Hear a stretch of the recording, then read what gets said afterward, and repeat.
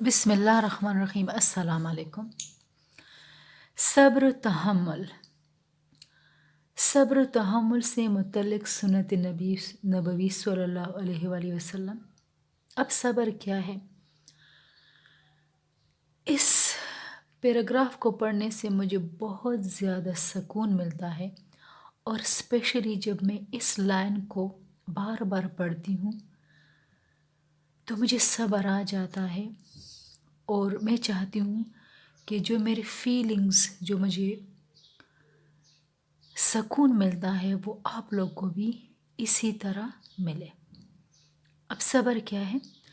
किसी नुकसान पर अपने दिल में कोई मनफी ख़यालात ना पैदा होने देना। मतलब आपको कोई नुकसान पहुँचे तो दिल में कोई मनफी ख़याल पैदा ना हो, और उसके समरात को कबूल कर लेना। और जो उसके बिना पर आपको कोई समर मिले, कोई फल मिले, उस नुकसान की वजह से आपको जो नुकसान मिले उसके समरात को कबूल कर लेना। इन मामलात की बिना पर ख़ुद को किसी और को बुरा भला ना कहना सब्र है। पहली बात तो ये है कि उस नुकसान जो आपको मिला है किसी वजह से, कोई मनफी ख़याल पैदा ना हो देना, उसके समरात को कबूल करना। जो उसकी बिना पर आपको, आपके साथ जो वाक़या पेश आया, जो आपके साथ हुआ, जो आपको आउटपुट मिला, उसको कबूल कर लेना।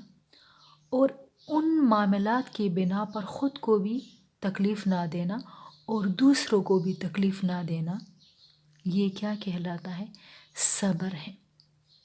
दूसरी तरफ किसी मामले में जल्दबाजी ना करना भी सब्र कहलाता है।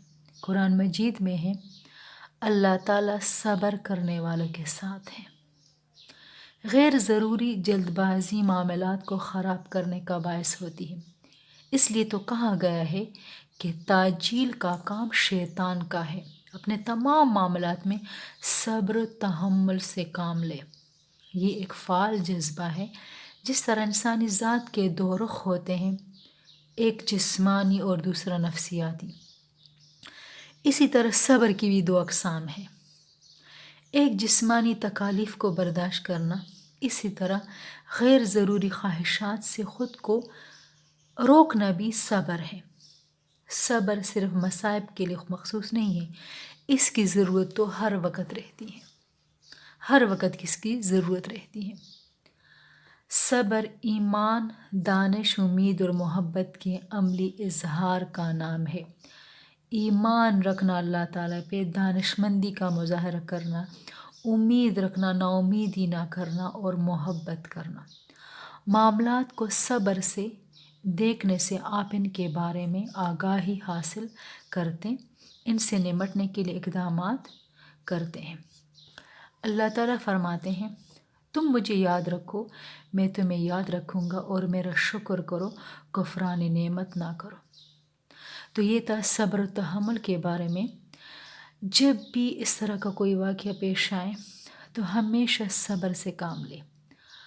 कोई मनफी ख़याल अपने दिल में पैदा ना करे, और उसके समरात को कबूल करे, और अपने आप को और दूसरों को तकलीफ़ ना दे। अल्लाह हाफ़िज़।